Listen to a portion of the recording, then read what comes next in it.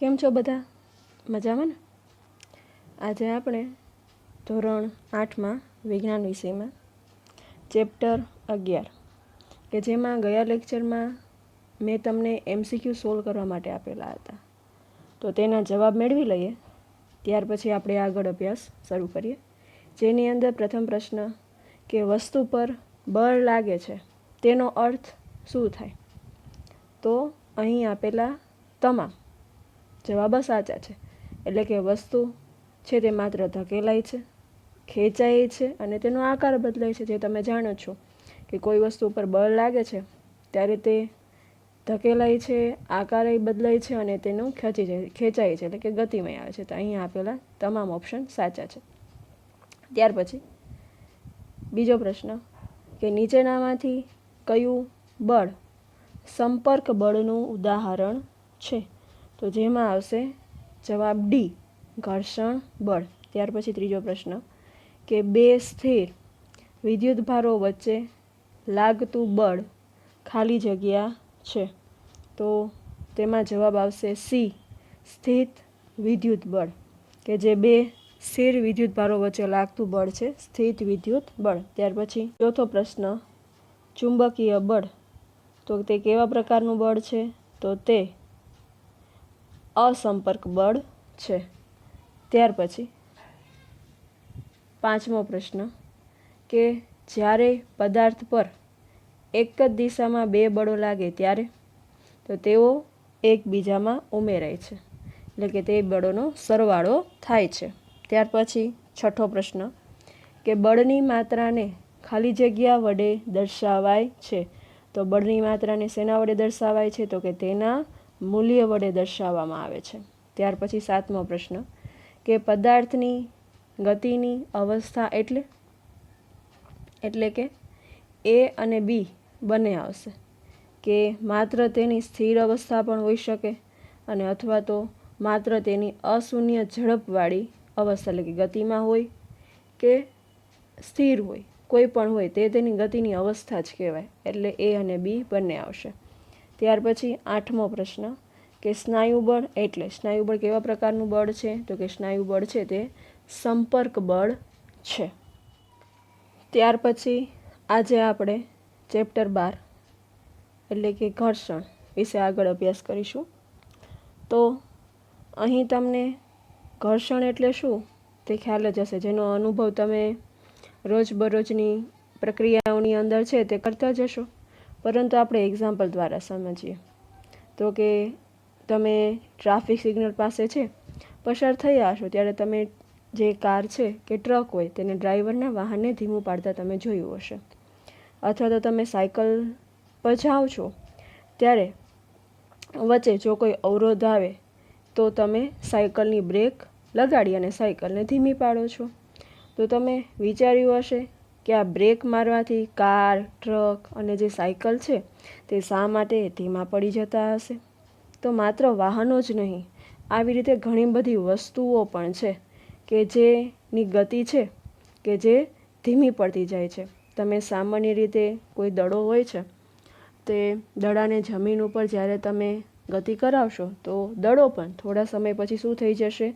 સ્થિર થઈ જશે, એટલે કે એની ગતિમાં ધીમે ધીમે ઘટાડો થતો જોવા મળશે. આવી જ રીતે તમે બીજા એક્ઝામ્પલ જોઈએ તો કે કેળાની છાલ. તો તમે ખબર છે કે કેળાની છાલ ઉપર જો પગ મુકાઈ જાય તો લપસી પડાય છે. તો આવું શા કારણે થતું હશે?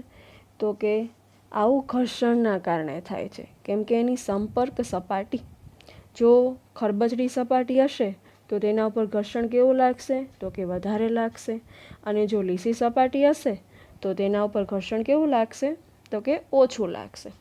એટલે કે જે લીસા પદાર્થો છે અને ભીના એટલે કે ભોય તળિયા ઉપર ચાલવું છે શા માટે મુશ્કેલ છે તે તમે સમજી ગયા હશો. કેમ કે તેમાં ઘર્ષણ કેવું લાગે છે? ઓછું લાગે છે. અને એટલા માટે જો કેળાની છાલ જો પગ નીચે આવી જાય તો એનાથી લપસી પડાય છે. પરંતુ જ્યારે આ પ્રકારના વાહનો છે કે જેની અંદર બ્રેક લગાડવામાં આવે છે જેના કારણે ઘર્ષણ ઉત્પન્ન થાય છે, જેના કારણે તેની ગતિ છે તે ધીમી પડી જાય છે. તો આવા જ ઘર્ષણ બળ બીજા એક્ઝામ્પલો દ્વારા સમજીએ. અહીં તમને પ્રવૃત્તિ 12.1 આપેલી છે કે જેમાં તમારે એક પ્રવૃત્તિ કરવાની છે, જે તમે ઘરે પણ કરી શકો, કે તમારે કોઈ પુસ્તક છે તેને ટેબલ ઉપર મૂકવાનું છે અને ત્યાર પછી તેને તમારે થોડોક ધક્કો મારવાનો છે. તો શું જે તમારી બુક છે તે ગતિમાં આવશે? તો કે ના, થોડા સમય પછી ગતિ કાપી અને તે સ્થિર થઈ જાય છે.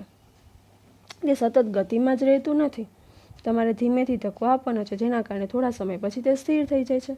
તો આનું કારણ શું છે? શા માટે પુસ્તક છે તે ગતિમાં જ રહેતું નથી? શા માટે તે સ્થિર થઈ ગયું? કારણ કે પુસ્તકની સપાટી અને ટેબલની સપાટી ઉપર શું લાગે છે? તો કે ઘર્ષણ લાગે છે. તો આ પ્રકારના જે બળ લાગે છે કે જેના કારણે ગતિનો વિરોધ થાય છે, અને આ ગતિનો વિરોધ છે તેની દિશા કઈ હશે? તો હંમેશા વિરુદ્ધ દિશામાં જશે, તે જ અમે અનુભવેલું હશે. તો આ પ્રકારના બળને ઘર્ષણ બળ કહેવામાં આવે છે. તો આવી રીતે તમે જોયું કે જ્યારે તમે ડાબી બાજુએ બળ લગાડો છો તો ઘર્ષણ કઈ બાજુએ લાગશે? તો કે જમણી બાજુએ. અને જો જમણી બાજુ બળ લગાડશો તો ઘર્ષણ કઈ બાજુ લાગશે? તો કે ડાબી બાજુએ. તો ઘર્ષણ બળ છે તે હંમેશા બળનો વિરોધ કરતું બળ છે, કે જે તમે અહીં પુસ્તકનું એક્ઝામ્પલમાં તમે જોયું તો કે પુસ્તકની સપાટી અને ટેબલની સપાટી વચ્ચે છે ઘર્ષણ બળ લાગતું હોય છે, કે જેના કારણે પુસ્તક છે તે સ્થિર થઈ જાય છે થોડા સમય પછી. તો શું ઘર્ષણ છે તે બધી સપાટીઓ માટે સરખું હોય છે? તો કે ના, બધી સપાટીઓ છે માટે સરખું. અમુક સપાટી લીસી હોય તો ત્યાં ઘર્ષણ કેવું લાગશે? ઓછું લાગશે. અને જે સપાટી ખડબચડી હશે ત્યાં ઘર્ષણ કેવું લાગશે? તો કે ત્યાં ઘર્ષણ વધુ લાગશે. તો આવું જ ઘર્ષણ પર અસર કરતા પરિબળો, જેના એક્ઝામ્પલો આપણે જોઈએ. અહીં તમને એક પ્રવૃત્તિ કરવાની કીધી છે કે જેની અંદર એક ઈંટ કે જેના ઉપર તમારે સ્પ્રિંગ કાંટા વડે ખેંચવાની છે. પણ પહેલાં સ્પ્રિંગ કાંટો શું તેની ચર્ચા કરી લે. અહીં તમને એક સ્પ્રિંગ કાંટો તમે ચિત્ર જોઈ શકો છો, કે જેમાં કે સ્પ્રિંગ કાંટો એ કોઈ વસ્તુ ઉપર લાગતા બળનું માપન કરતું સાધન પણ છે, કે જેની અંદર સ્પ્રિંગ છે કે જે કોઇલ એટલે કે ગૂંચળાનું બનેલું હોય છે, કે જેના ઉપરથી તમે બળ લગાડવાથી તે સ્પ્રિંગ છે તે ખેંચાતી હોય છે. અને સ્પ્રિંગનું જેટલી ખેંચાશે તેનું મૂલ્ય છે તે તમને માપક્રમ ઉપર અહીં દર્શાવેલા છે. તે તમે માપક્રમ તમે અહીં જોઈ શકો છો, કે જે તમને ગ્રામ્સમાં આપેલા છે, કે જે તમે માપક્રમ છે તે નોંધી શકો છો. અને જેના કારણે તમે તેના ઉપર કેટલું બળ લાગે છે તેની તમે નોંધણી કરી શકો છો. તો એવી જ નોંધણી આપણે કેટલું ઘર્ષણ ઉત્પન્ન થાય છે તેવી એક પ્રવૃત્તિ કરવાની છે. તો અહીં તમને એક સ્પ્રિંગ કાંટાને ઈંટના કટકા ઉપર બાંધી દેવાનું છે. ત્યાર પછી તમારે સ્પ્રિંગ કાંટાને ખેંચવાનું છે, અને જ્યારે ખેંચો છો ત્યારે સ્પ્રિંગ કાંટા ઉપર એક મૂલ્ય આવશે, જે તમારે તમારી નોટબુકની અંદર લખી લેવાનું છે. ત્યાર પછી પોલિથીનનો ટુકડો એટલે કે પ્લાસ્ટિકની કોથળી છે કે જે તમારે આ ઈંટ ઉપર વીંટાળી દેવાની છે. અને ત્યાર પછી ફરીથી આ પ્રવૃત્તિ કરવાની છે કે સ્પ્રિંગ કાંટા વડે ફરીથી બાંધી અને ઈંટના ટુકડાને પણ પોલિથીન લગાડેલી એને ખેંચવાનું છે. તો શું થશે તેનું મૂલ્ય ફરીથી નોંધી લ્યો. તેવી જ રીતે ત્રીજી વાર કે શણનો ટુકડો લ્યો, અને શણનો ટુકડો લઈ અને તે ઈંટ નીચે રાખી અને ત્યાર પછી ફરીથી તમારે ઈંટને છે તે સ્પ્રિંગ કાંટા વડે ખેંચવાની છે, અને ફરીથી જે મૂલ્ય તમને મળે છે તે તમારે નોટબુકમાં નોંધી લેવાનું છે. હવે તમારે અવલોકન કરવાનું છે કે તમને મૂલ્ય છે દરેક વખતે જુદા જુદા મળે છે. આવું શા કારણે? તો કે ઘર્ષણ બળના કારણે.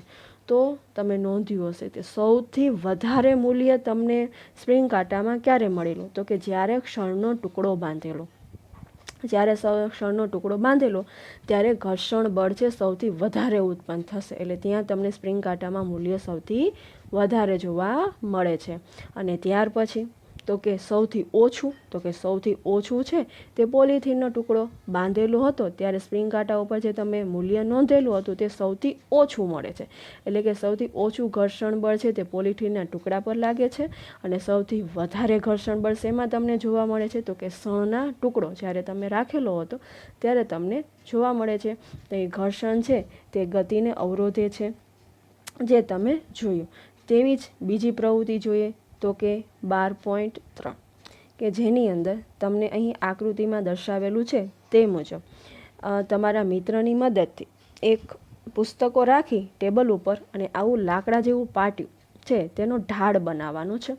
ત્યાર પછી સેલ લેવાનો છે. એ સેલને છે પહેલાં ખાલી ટેબલના પાટિયા ઉપર તમારે સરકાવવાનું છે, તમારે મૂકી દેવાનું. જ્યાં તમને ચિહ્ન એ કરેલું છે દરેક વખતે ત્યાંથી તમારે એક સેલને મૂકી દેવાનું અને એની જાતે તે ગતિ કરશે, કેમ કે ઢાળ છે. પછી સેલ કેટલો ટેબલ ઉપર દૂર જાય છે તેનું તમારે અંતર માપવાનું છે. તો તે પહેલી વાત. પરંતુ પછી તમારે બીજી વાર તમારે કોઈ કાપડનો ટુકડો લઈ ટેબલ ઉપર પાથરવાનો છે અને ત્યાર પછી ફરીથી સેલને છે ચિહ્ન એ આપેલું છે ત્યાં મૂકી અને ફરીથી શું કરવાનું છે, મૂકી દેવાનું છે. એટલે સેલ તેની રીતના ગતિ કરશે અને પછી જે અંતર આવશે તે તમારે નોંધી લેવાનું છે. ત્રીજી વાર તમારે આ ટેબલ ઉપર રેતી પાથરવાની છે અને રેતી પાથરી અને ફરીથી સેલને તમારે સરકાવવાનું છે અને તેનું અંતર તમારી બુકની અંદર લખી લેવાનું છે. હવે તમારે જોવાનું છે કે તમે જે આ પ્રવૃત્તિ 3 વાર કરેલી, કે ખાલી ટેબલ ઉપર સેલ સરકાવ્યો, ત્યાર પછી કાપડ ઉપર સરકાવ્યો અને ત્રીજી વાર તમે રેતીના થર ઉપર સરકાવ્યું, તો સૌથી વધારે અંતર સેલ ક્યારે કાપે છે? તો કે સૌથી વધારે અંતર છે ખાલી ટેબલ ઉપર કાપે છે, કેમ કે ત્યારે સૌથી ઘર્ષણ બળ છે ઓછું. જેમ ઘર્ષણ બળ ઓછું લાગે છે તેમ છે સેલ વધારે અંતર કાપે છે. અને સૌથી ઓછું અંતર તમે જાણો જ છો કે સૌથી ઓછું અંતર છે જ્યારે રેતીનું થર તમે લગાડેલું હતું ત્યારે સૌથી ઓછું અંતર કાપે છે, જે તમે અહીં જોઈ શકો છો. એટલે કે ત્યારે ઘર્ષણ બળ સૌથી વધારે લાગે છે, જેના કારણે સેલ છે બહુ જાજુ અંતર કાપશે નહીં અને કાપડના ટુકડા ઉપર મધ્યમ અંતર કાપશે. આમ અહીં સૌથી વધારે અંતર ખાલી ટેબલ ઉપર અને સૌથી ઓછું અંતર છે તે રેતીના થર ઉપર. શા કારણે? કેમ કે ઘર્ષણ બળ, કેમ કે ખાલી ટેબલ ઉપર ઘર્ષણ બળ કેવું લાગે છે? ઓછું લાગે છે અને રેતીના થર ઉપર સૌથી વધારે ઘર્ષણ બળ લાગે છે, જે તમે અહીં જોયું. તો અહીં બુઝો છે કે જેણે નોંધ્યું કે એ પણ પેન્સિલ સેલ છે કે જેના ઉપર કાચ પેપર વીંટાળીને આ પ્રવૃત્તિ કરવાનો પ્રયત્ન કરીશ અને પછી તમારે જોવાનું છે કે કાચ પેપર કરી અને પછી તમે કેટલું અંતર કાપે છે તેની તમે નોંધણી કરજો. તો આવી રીતે ઘર્ષણનું કારણ છે તે સંપર્કમાં રહેલી બે સપાટીઓનું ખરબચડાપણું છે તે તમે અહીં જોયું. દરેક વખતે ખરબચડાપણું જ અહીં છે કે જેવો ખરબચડાપણું વધારે હશે તો ઘર્ષણ વધુ લાગશે અને જો સપાટી લીસી હશે તો ઘર્ષણ કેવું લાગે છે? તો કે ઓછું લાગે છે. તો કે લીસી લાગતી સપાટીઓ પર પણ મોટા પ્રમાણમાં આવી સૂક્ષ્મ અનિયમિતતા તો હોય જ છે. એનું એક્ઝામ્પલ લઈએ તો આ પ્રકારે જે બુક છે તેને તમારે ટેબલ ઉપર મૂકવાની છે, તો શું બુક છે તે ગતિ કરવા લાગશે? તો કે ના, તે સ્થિર જ રહેશે. શા માટે?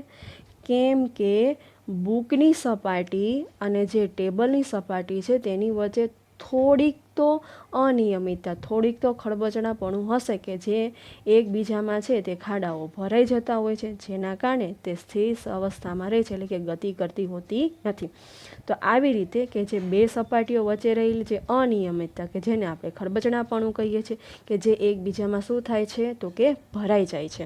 એટલે કે જ્યારે આપણે કોઈ સપાટીને ખસેડવાનો પ્રયત્ન કરીએ છીએ ત્યારે જે બળ લગાડે છે તે કેવું લાગશે? તો કે જોડાણની વિરુદ્ધ બળ આપણે લગાડવું પડશે અને જેના કારણે ખરબચડી સપાટીઓ પર જે વધારે પ્રમાણમાં છે તે ખાંચાઓ હોય છે અને જેથી જો સપાટી ખરબચડી હશે તો ઘર્ષણ બળ કેવું લાગશે? તો સૌથી વધારે લાગશે.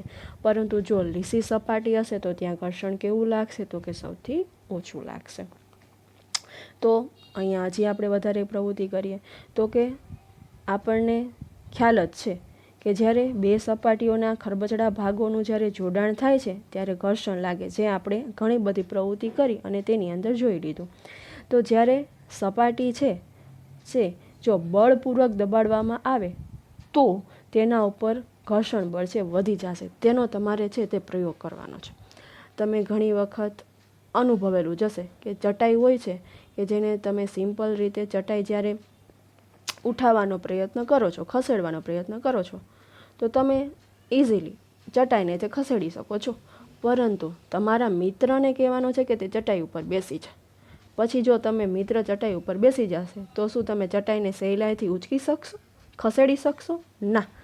તો એના ઉપર તમારે વધારે બળ લગાડવું પડશે. શા કારણે આવું થયું? કારણ કે સપાટી વચ્ચે અને તે ચટાઈ વચ્ચે દબાણ કેવું થઈ ગયું? વધી ગયું. જો દબાણ વધી જશે તો તમારે જે બળ છે તે વધારે લાગવું પડશે, કેમ કે તેની વચ્ચે ઘર્ષણ બળ શું થાય છે? તો વધી જાય છે. તો તેવી જ રીતે તમે અનુભવેલું હશે કે ઘણી વખત છે તમે કોઈ બોક્સને એક જગ્યાએથી બીજી જગ્યાએ તમે ખસેડ્યું હોય તો તમે બે પ્રવૃત્તિનો આપણે વિચાર કરીએ કે જેની અંદર તમારે વિચારવાનું છે કે જો બોક્સ છે તે સ્થિર સ્થિતિમાં હોય અને પછી તેને ગતિમાં લાવવું સહેલું છે, કે જો ગતિમાં બોક્સ હોય જ અને તેની ગતિ ચાલુ રાખવી સહેલી છે. આ બેમાંથી કઈ પ્રવૃત્તિ સહેલી પડશે? તો કે બોક્સ જ્યારે ગતિમાં હશે ત્યારે જ આપણે તેને ચાલુ રાખવી સહેલી પડશે. તો આવી જ રીતે જ્યારે પદાર્થ સ્થિર સ્થિતિમાંથી ગતિમાં લાવવા માટે જે તમે બળ લગાડો છો તેને સ્થિત ઘર્ષણ બળ કહેવાય છે. અહીં અંડરલાઈન કરી લેજો કે સ્થિત ઘર્ષણ બળ કોને કહેવામાં આવે છે? કે સ્થિર ઘર્ષણ બળ એટલે કે શું? તો કે જ્યારે ભૌતિક સંપર્કમાં રહેલી બે સ્થિર સપાટીઓ, કે એટલે કે અહીંયા જે બોક્સ હતું, જે બોક્સ કોની સાથે? તો કે જમીન સપાટી સાથે સંપર્કમાં રહેલી છે. તો કે બે સ્થિર સપાટીઓમાંથી કોઈ એક સપાટી ગતિમાં લાવતી વખતે તેમની જ્યારે સંપર્ક સપાટી ઉપર જે બળ લગાડવામાં આવે છે, ઘર્ષણ બળ, કે જેને સ્થિત ઘર્ષણ બળ કહેવામાં આવે છે, કે સ્થિર સ્થિતિમાંથી પદાર્થને ગતિમાં લાવવા માટે જે બળ લગાડવામાં આવે છે તેને સ્થિત ઘર્ષણ બળ કહેવામાં આવે છે. અને આ ઘર્ષણ બળનું મૂલ્ય છે તે બે સપાટીઓના જોડાણ ઉપર આધારિત હોય છે, જેના કારણે તેનું મૂલ્ય બીજા પ્રકારના ઘર્ષણ કરતાં કેવું થઈ જાય છે? તો કે વધી જાય છે. અને આ વધી જવાના કારણે તમારે વધારે પડતી ઉર્જાની જરૂર પડે છે, એટલે કે તમારે વધારે પડતા તમારા સ્નાયુ બળનો ઉપયોગ કરી અને તમારે તે બોક્સને ખસેડવું પડશે, એટલે કે અહીં તે કામ અઘરું પડી જાય છે.